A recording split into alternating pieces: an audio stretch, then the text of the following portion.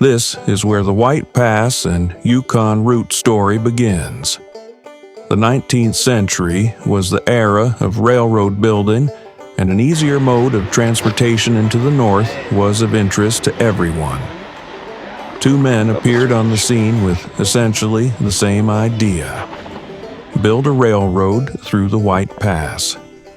Sir Thomas Tancreda, representing investors in London, and Michael J. Heaney, an experienced railroad contractor interested in finding new work for his talents, joined forces. Tancred had doubts about building a railroad over the coastal mountains, while Heaney thought otherwise.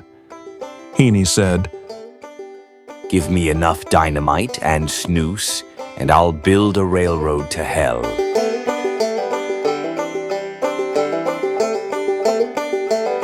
Taking these views for granted.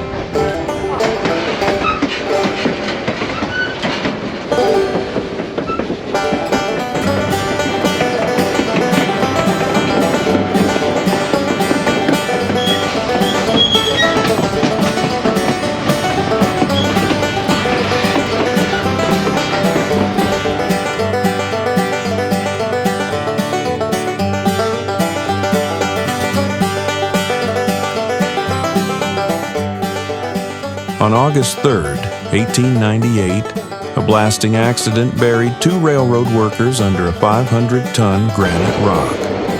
The Black Cross marks their resting place. Bridal Veil Falls at mile 11.5 is a beautiful waterfall cascading 6,000 feet from the glacier on Mount Cleveland and Mount Clifford.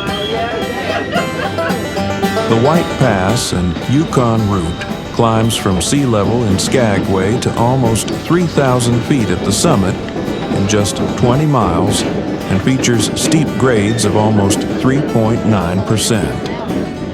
The tight curves of the White Pass called for a narrow gauge railroad. Building the 110 miles of track was challenging in every way.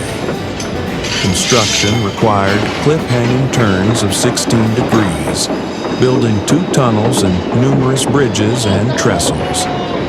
Work on the tunnel at mile 16 took place in the dead of winter with heavy snow, and temperatures as low as 60 below zero slowed the work.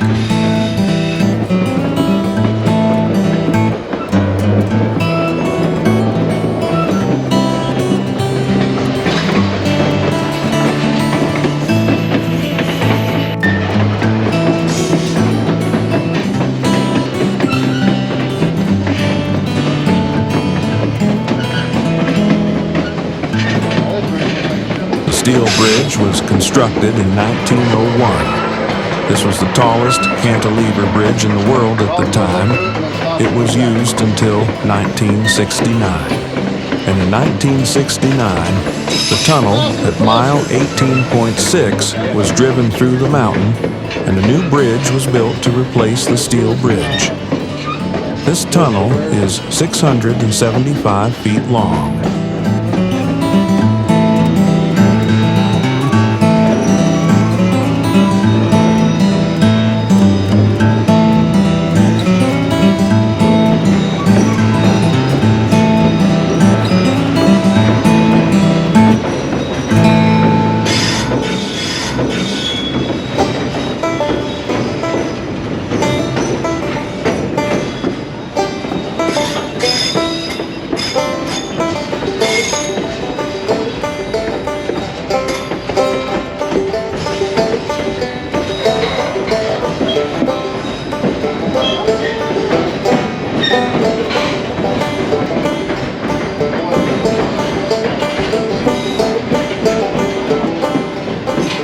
As the train emerges from the tunnel, you can start to see the trail of 1898, the famous trail and primary route from Skagway to the gold fields, where tens of thousands of gold-crazed men and women lived and died in hopes of striking it rich as they trekked to the Klondike.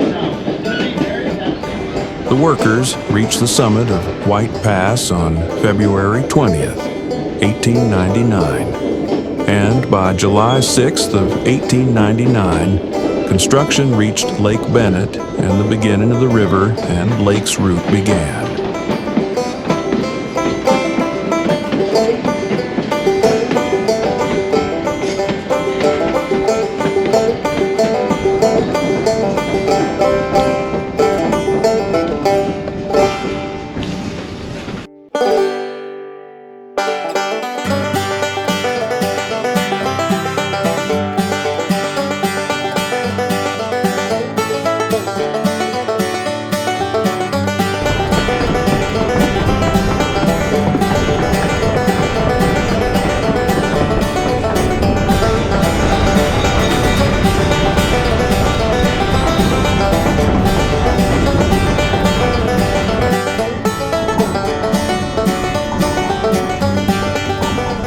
The rails were 3 feet apart on a 10-foot wide roadbed, and that meant lower construction cost.